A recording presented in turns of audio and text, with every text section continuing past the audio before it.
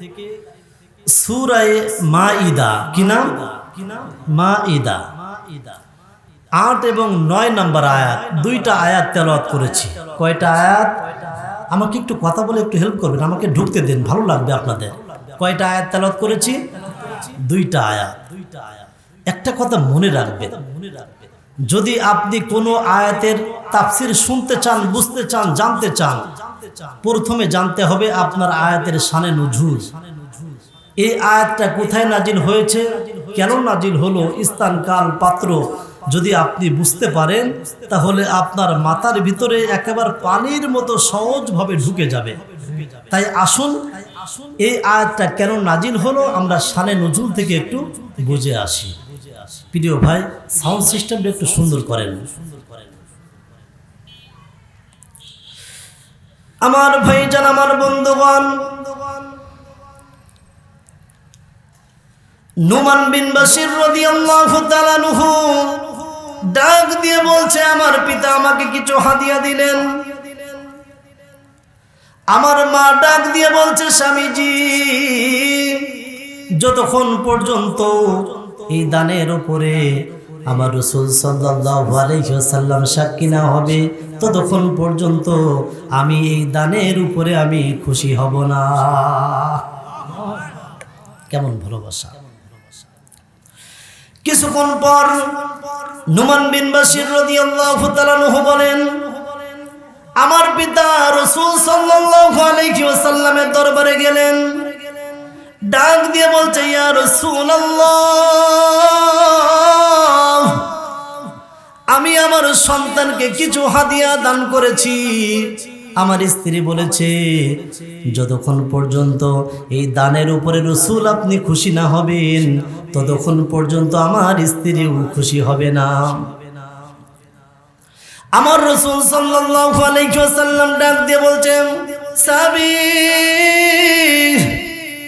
তুমি যেভাবে তোমার সন্তানকে দান করেছো, এইভাবে তোমার সমস্ত সন্তানদেরকে দান করেছো না একটা সন্তানকে দান করেছো? ওই সাহাবী বলছে, ইয়া রাসূলুল্লাহ, আমি সমস্ত সন্তানদেরকে সমানভাবে আমি হাদিয়া দেই নাই, আমি দান করি নাই, আমি মাত্র একটা সন্তানকে আমি হাদিয়া দিয়েছি।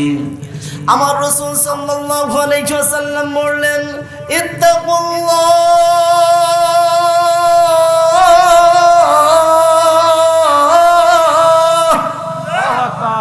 আরো একটু জোরে বলেন না আল্লাহু আকবার। আমার রাসূল ডাক দিয়ে বলছে, ইত্তাকুল্লাহ, তুমি আল্লাহকে ভয় করো এবং তুমি যা হাদিয়া দিবে, যা দান করবে, তোমার সমস্ত সন্তানদের মধ্যে যাতে সমানভাবে বন্টন করো, এটাই হচ্ছে ন্যায় বিচার। বলেন আল্লাহু আকবার। তাহলে আপনারা কি বুঝলেন? দেখেন না, আমাদের ভিতরে, আমাদের সমাজে বড় হাজী সাহেব হয়েছে, বড় মাওলানা হয়েছে, বড় মুফতি হয়েছে, মুহাদ্দিস হয়েছে, মুফাসসির হয়েছে। মনে করেন হাজী সাহেব, আমি কারণ নাম নিয়ে বলছি না, বড় হাজী সাহেব হয়েছেন। আপনার 3 বিঘা সম্পত্তি আছে, জোরে বলেন কয় বিঘা? একটু আওয়াজ দেন না, কয় বিঘা?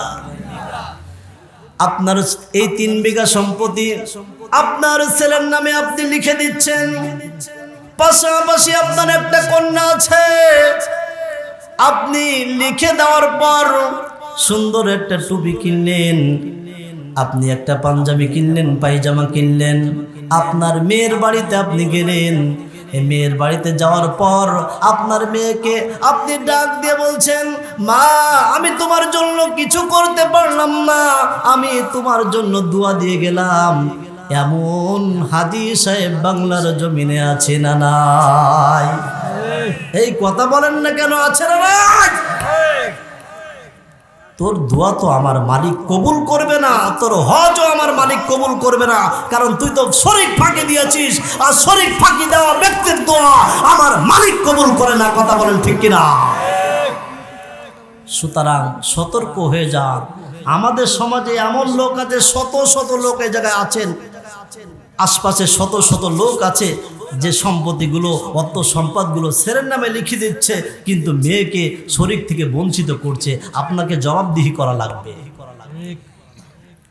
সম্মানিত ভাইরা, তাহলে আমরা শানে নুজুল থেকে, আচ্ছা আমাকে কথা বললে একটু কথা, আমি যখন বলতে বলি তখন কথা বলবেন, না হয় আলোচনা বুঝবেন না। শুধু সুদ দিয়ে কিস্তা কাহিনী বলে একটা ঘটনা ধরলাম, আপনারা কানের মজা পেলেন। আগামীকাল বলবেন মাশাআল্লাহ আসাদুল্লাহ আল গালিব খুব চমৎকার আলোচনা করেছেন, কিন্তু কি আলোচনা করেছে কিছুই বোঝেন নাই। লাভ আছে? এটা একটা শিক্ষার প্রতিষ্ঠান, আপনাকে শিখতে হবে আমি কি শিখলাম এবং কি আমল করব। এটা একটা শিক্ষার ক্লাস বানানো দরকার। না হয় গান গেলাম, অনেক বক্তা আছে গান গেয়ে ভাইরাল হয়ে যাচ্ছে। আশ্চর্য ব্যাপার, গান গেয়ে ভাইরাল হয়ে যাচ্ছে, আর বাঙালি এমন হুজুকে মাতাল যে সেই বক্তা যদি নিয়ে আসা হতো এই জায়গায় জায়গা দেওয়া সম্ভব ছিল